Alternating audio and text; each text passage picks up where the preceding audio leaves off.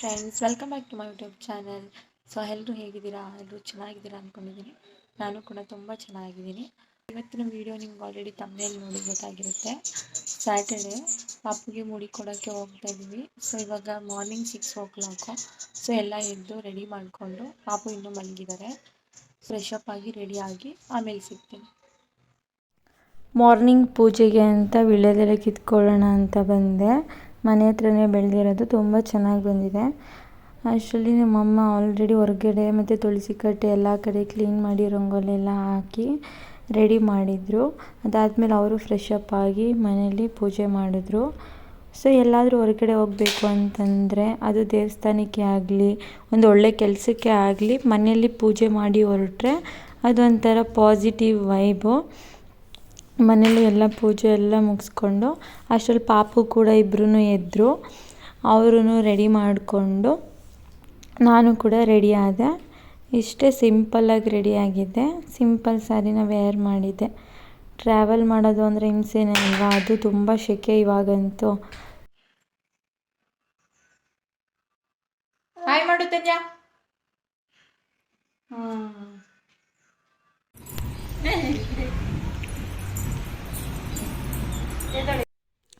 ನಮ್ಮ ಹಸ್ಬೆಂಡ್ ಬಂದರು, ನಮ್ಮ ಅತ್ತೆ ಕೂಡ ಬರ್ತಾಯಿದ್ದಾರೆ.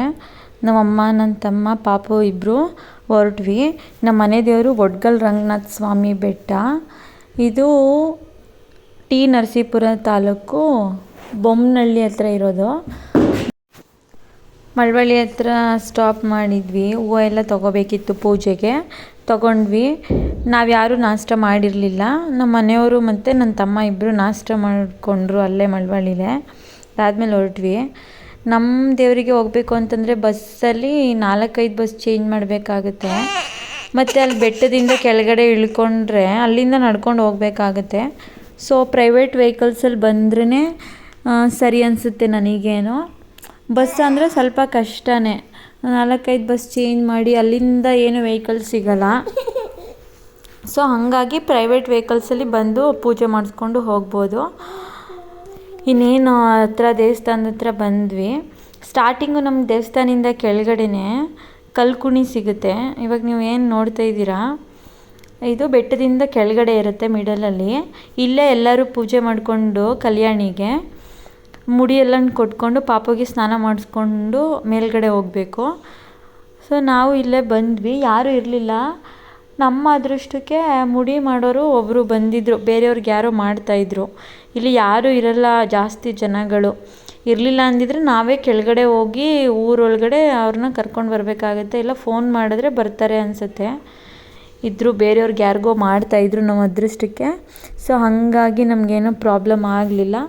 ನಮ್ಮ ಪಾಪುಗಳಿಬ್ಬರು ಕಾರಲ್ಲಿ ಬರುವಾಗ ಮಲ್ಕೊಂಡ್ಬಿಟ್ಟಿದ್ರು. ಸರಿ ಅಂತ ಎಬ್ಬಿಸ್ಬಿಟ್ಟು ಫಸ್ಟ್ ನನ್ನ ಮಗಳಿಗೆ ಮಾಡಿಸ್ತಾ ಇದ್ದೀವಿ. ಅಪ್ಪ ಎಷ್ಟು ಅಳ್ತಾ ಇದ್ಲು ಅಂದರೆ,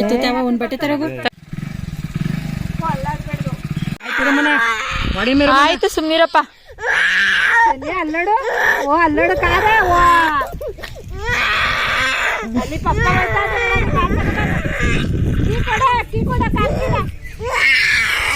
ಹಾಕಮ್ಮ ಹಾಕಮ್ಮ, ಆಗೋಯ್ತು.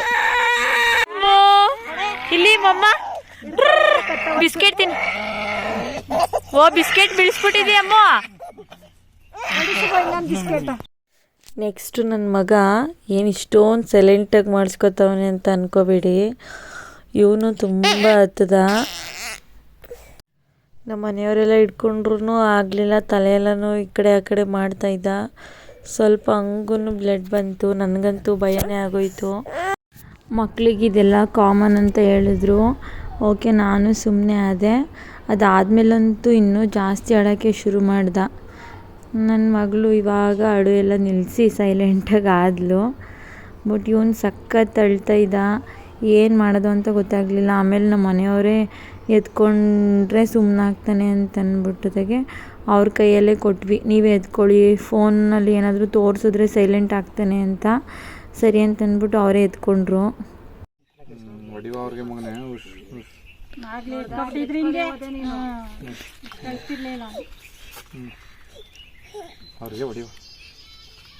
ಅವ್ರು ನಿನ್ನೆ ಎತ್ಕೊಳ್ಳಿ ಅಂತಾನೆ ಹಠ ಮಾಡೋದು. ಹಿಂಗೆ ಮಾಡಿದ್ರೆ ಒಳ್ಳೆ ಅಮೂಲ್ ಬೇಬಿ ತಗಿಲ್ಲ ನಾಳೆ ಇಲ್ಲ ಹೊಡಿವ ಸುಂದರ ಅವ್ರಿಗೆ ಹುಡು ಮನೆ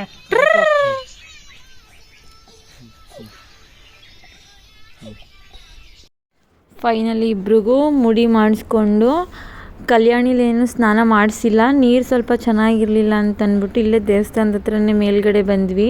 ಇದೇ ಟೆಂಪಲ್ಲು, ಕನ್ಸ್ಟ್ರಕ್ಷನ್ ಎಲ್ಲ ಇನ್ನೂ ನಡೀತಾ ಇದೆ. ಇದೇ ಎಂಟ್ರೆನ್ಸು. ಸರಿ ಅಂದ್ಬಿಟ್ಟು ಅಲ್ಲೊಬ್ಬ ತಾತ ಇದ್ದರು, ಅವರು ಮಕ್ಕಳಲ್ವಾ ಅಂತಂದ್ಬಿಟ್ಟು ಅಲ್ಲೇ ಬಿಸಿನೀರು ಕೂಡ ಕೊಟ್ಟರು. ಇಬ್ರಿಗೂ ಸ್ನಾನ ಮಾಡಿಸ್ಕೊಂಡು ರೆಡಿ ಮಾಡ್ಕೊಂಡ್ವಿ. ನಾವು ಎಷ್ಟು ಬಿಸಿಲಿತ್ತಂತಂದರೆ ಯಪ್ಪ ಸಖತ್ತು ಬಿಸಿಲಾಯಿತು. ನಾವು ಹೊರಡೋದು ಸ್ವಲ್ಪ ಲೇಟ್ ಆಯಿತು, ಇಲ್ಲಾಂದಿದ್ರೆ ಇನ್ನೂ ಬಿಸಿಲು ಕಡಿಮೆ ಇರ್ತಿತ್ತೋ ಏನೋ ಗೊತ್ತಿಲ್ಲ. ಸರಿ ಆಯಿತು, ಇಬ್ರದ್ದು ಸ್ನಾನ ಎಲ್ಲ ಆಯ್ತಲ್ಲ. ಇದು ನನ್ನ ಮಗಳು ಕ್ಯಾಮ್ರಾ ನೋಡಿದ ತಕ್ಷಣ ಇವಾಗ ಹಾಯ್ ಮಾಡ್ತಾಳೆ. ನೋಡಬೇಕು ಮುಂದೆ ಫ್ಯೂಚರಲ್ಲಿ. ಸರಿ ಅಂದ್ಬಿಟ್ಟು ಇಲ್ಲಿ ಕೆಳಗಡೆ ಸ್ಟಾರ್ಟಿಂಗ್ಗೆ ನಾವು ಪೂಜೆ ಮಾಡ್ಕೊತೀವಿ. ಪೂಜೆ ಮಾಡಿಕೊಂಡು ಆಮೇಲೆ ಮೇಲ್ಗಡೆ ಹೋಗೋದು. ಪೂಜೆಗೆಲ್ಲ ನಮ್ಮಮ್ಮನೇ ರೆಡಿ ಮಾಡ್ಕೊಂಡು ತೊಗೊಂಡು ಬಂದಿದ್ರು. ಸೊ ಅಲ್ಲೇನು ನಾವು ತೊಗೊಂಡಿಲ್ಲ, ಮನೆಯಿಂದನೇ ಎಲ್ಲ ತೊಗೊಂಡು ಹೋಗಿದ್ವಿ. ಪ್ರತಿ ಸಲನೂ ನಾವು ಯಾವಾಗಲೇ ಬಂದರೂ ಫಸ್ಟು ಇಲ್ಲಿ ಗಂಧಕಡ್ಡಿ ಕರ್ಪೂರ ಹಚ್ಚಿ ಅರಿಶಿನ ಕುಂಕುಮ ಹೂವು ಎಲ್ಲ ಇಟ್ಟು ಅದಾದಮೇಲೆ ನೆಕ್ಸ್ಟು ದೇವಸ್ಥಾನಕ್ಕೆ ಮೇಲ್ಗಡೆ ಹೋಗ್ತೀವಿ. ಇದೇ ನಮ್ಮ ದೇವಸ್ಥಾನ, ತುಂಬ ಚೆನ್ನಾಗಿದೆ. ಸುತ್ತ ಬಂಡೆ ಎಲ್ಲ ಇದೆ. ನೆಕ್ಸ್ಟ್ ವೀಡಿಯೋದಲ್ಲಿ ತೋರಿಸ್ತೀನಿ ನೋಡಿ.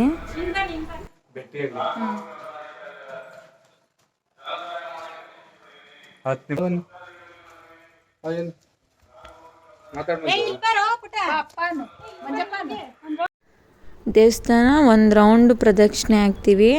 ದೇವಸ್ಥಾನ ಸುತ್ತ ಇದೇ ಥರನೇ ಬಂಡೆ ಇರೋದು ಸುತ್ತನೂ ಇದೆ. ಸೊ ಮೊದಲಿಗೆ ಫಸ್ಟ್ ಒಂದು ಪ್ರದಕ್ಷಿಣೆ ಹಾಕಿ ಈ ಕಡೆ ಒಂದು ಡೋರ್ ಇರುತ್ತೆ, ಆ ಸೈಡಿಂದ ನಾವು ಹೋಗೋದು. ತುಂಬ ಚೆನ್ನಾಗಿದೆ ಟೆಂಪಲ್ಲು. ಯಾರಾದರೂ ಈ ಟೆಂಪಲ್ಗೆ ಹೋಗಿದ್ದೀರಾ ಅಂತ ಕಮೆಂಟ್ ಮಾಡಿ ನೋಡೋಣ, ಯಾರು ವಿಸಿಟ್ ಮಾಡಿದ್ದೀರಾ ಈ ಟೆಂಪಲ್ಗೆ ಅಂತ. ಇಲ್ಲೊಂದು ಎಂಟ್ರೆನ್ಸ್ ಇರುತ್ತೆ, ಇಲ್ಲೇ ಬಂದ್ವಿ.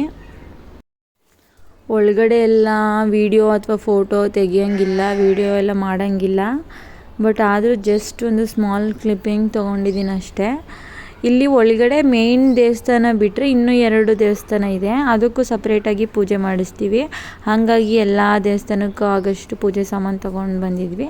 ಫಸ್ಟು ಮೇಯ್ನ್ ಏನಿದೆ ನಮ್ಮ ರಂಗನಾಥ ಸ್ವಾಮಿ, ಅದಕ್ಕೆ ಪೂಜೆ ಮಾಡಿಸೋಣ ಅಂತ ಪೂಜೆ ಸಾಮಾನೆಲ್ಲ ರೆಡಿ ಮಾಡಿಕೊಂಡು ಒಳಗಡೆ ಕೊಟ್ಟರೆ ಅದಾದಮೇಲೆ ಪೂಜೆ ಎಲ್ಲ ಮಾಡಿಕೊಡ್ತಾರೆ. ಸೊ ಅಮ್ಮ ನಾನು ಇಬ್ಬರು ರೆಡಿ ಮಾಡ್ಕೊಂಡ್ವಿ. ನನ್ನ ಮಕ್ಕಳಂತೂ ನಮ್ಮ ಅತ್ತೆ, ನಮ್ಮ ಮನೆಯವರು, ನಮ್ಮ ಹಸ್ಬೆಂಡು ಇಬ್ಬರ ಹತ್ರ ಬಿಟ್ಟರೆ ನಮ್ಮ ಹತ್ರ ಬರಲೇ ಇಲ್ಲ. ನಮಗೂ ಫ್ರೀ ಆಯ್ತಪ್ಪ, ನನಗೂ ಎತ್ಕೊಳ್ಳೋಕ್ಕೆ ಆಗ್ತಾಯಿರಲಿಲ್ಲ ಬಿಸಿಲಲ್ಲಿ. ಸರಿ ಅಂತ ಅಂದ್ಬಿಟ್ಟು ನೆಕ್ಸ್ಟು ವೀಡಿಯೋ ಜಾಸ್ತಿ ಮಾಡೋಕ್ಕಾಗಲಿಲ್ಲ, ಜಸ್ಟ್ ಸ್ಮಾಲ್ ಕ್ಲಿಪ್ಪಿಂಗ್ಸ್ ಅಷ್ಟೇ ತೊಗೊಂಡಿರೋದು. ಅಲ್ಲೇ ಪಾಪುಗೆ ಗುಂಡು ಹೊಡ್ತಿದ್ವಿ ಅಲ್ವಾ, ನಾಮ ಎಲ್ಲ ಇಟ್ಟರು, ನಮಗೂ ಇಟ್ಕೊಟ್ರು. ನಮಗೆ ತಿರುಪತಿ ನಾಮ ಬರುತ್ತಲ್ಲ, 3 ನಾಮ, ಅದು ನಮ್ಮ ದೇವ್ರದ್ದು ನಾಮ ಎಲ್ಲರಿಗೂ ಇಟ್ಕೊಂಡ್ರು. ಅದಕ್ಕೂ ಅಳ್ತಾಯಿದ್ರು ಇಬ್ಬರೂ, ಅದಕ್ಕೂ ಸರಿಯಾಗಿಸ್ಕೊಂಡಿಲ್ಲ. ಇದೆಲ್ಲ ಇಟ್ಟಾದ್ಮೇಲೆ ಡೈರೆಕ್ಟಾಗಿ ನಮಗೆ ಒಳಗಡೆನೇ ದೇವಸ್ಥಾನದ ಒಳಗಡೆನೇ ಬಿಟ್ಕೊಟ್ರು. ಹತ್ರದಿಂದನೇ ದರ್ಶನ ಮಾಡಿದ್ವಿ. ತುಂಬ ಚೆನ್ನಾಗಿ ಪೂಜೆ ಮಾಡಿಕೊಟ್ರು.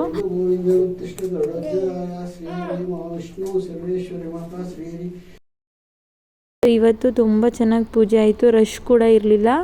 ಅದಾದಮೇಲೆ ಇಲ್ಲೇ ರೈಟ್ ಒಂದು ಲೆಫ್ಟ್ ಒಂದು ಇನ್ನೂ 2 ದೇವಸ್ಥಾನ ಇದೆ ಚಿಕ್ಕದು, ಅಲ್ಲೂ ಸಹ ಪೂಜೆ ಸಾಮಾನು ಕೊಟ್ಟು 2 ಕಡೆನೂ ಪೂಜೆ ಮಾಡಿಸ್ಕೊಂಡ್ವಿ.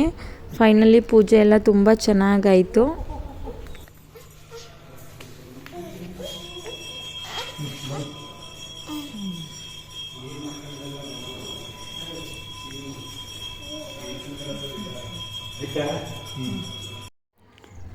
ಪೂಜೆ ಎಲ್ಲ ಮುಗಿಸ್ಕೊಂಡು ಆಚೆ ಬಂದ್ವಿ. ಹೊರ್ಗಡೆ ಮೇಲ್ಗಡೆ ನಿಂತ್ಕೊಂಡು ನೋಡಿದ್ರೆ ಈ ಥರ ವ್ಯೂ ಕಾಣುತ್ತೆ. ಸುತ್ತಮುತ್ತ ಅಂತೂ ಜಾಸ್ತಿ ಸ್ವಲ್ಪ ಕಾಡು ಥರ ಏನಿಲ್ಲ, ಬಟ್ ಮನೆಗಳೆಲ್ಲ ಕಡಿಮೆ. ಇಲ್ಲೇ ಕೆಳಗಡೆನೆ ಅನ್ನದಾಸೋಹ ಊಟದ ವ್ಯವಸ್ಥೆ ಇರುತ್ತೆ, ಪ್ರಸಾದ. ನಾವು ಹೇಗಿದ್ದರೂ ಅಮ್ಮ, ನಾನು, ನಮ್ಮತ್ತೆ ಯಾರೂ ಕೂಡ ನಾಷ್ಟ ಮಾಡಿರಲಿಲ್ಲ. ಸರಿ ಅಂತ ಅಂದ್ಬಿಟ್ಟು ಇಲ್ಲೇ ಪ್ರಸಾದ ಎಲ್ಲ ತಿನ್ಕೊಂಡು ಹೊರಡೋಣ ಅಂತ ಕೆಳಗಡೆ ಬಂದ್ವಿ. ಇಲ್ಲೇನು ಅಂತಂದರೆ ಪ್ರತಿ ಶನಿವಾರ ಅನ್ನದಾಸೋಹ ಇರುತ್ತೆ. ಯಾರು ನಮ್ಮ ಕೈಲಿ ಎಷ್ಟಾಗುತ್ತೆ ಅಷ್ಟು ನಾವು ಡೊನೇಟ್ ಕೂಡ ಮಾಡ್ಬೋದು. ಹಾಗಾಗಿ ಇವತ್ತು ನಮಗೆ ಪ್ರಸಾದ ಬೂಂದಿ ಪಾಯಸ ಅನ್ನ ಸಾಂಬಾರು ಮಜ್ಜಿಗೆ ಎಲ್ಲ ಇತ್ತು. ಸೊ ಊಟ ಎಲ್ಲ ಮುಗಿಸ್ಕೊಂಡು ಡೈರೆಕ್ಟಾಗಿ ಇನ್ನೇನು ಅಲ್ಲಿ ಟೈಮ್ ವೇಸ್ಟ್ ಮಾಡಲಿಲ್ಲ, ಯಾಕೆಂದರೆ ತುಂಬ ಬಿಸಿಲಿತ್ತು. ಮನೆಗೆ ಬಂದಾದಮೇಲೆ ಇಬ್ಬರು ಸ್ವಲ್ಪ ಹೊತ್ತು ಮಲಗಿದ್ದೆದ್ಮೇಲೆ ಆಟ ಆಡ್ತಾಯಿದ್ರು.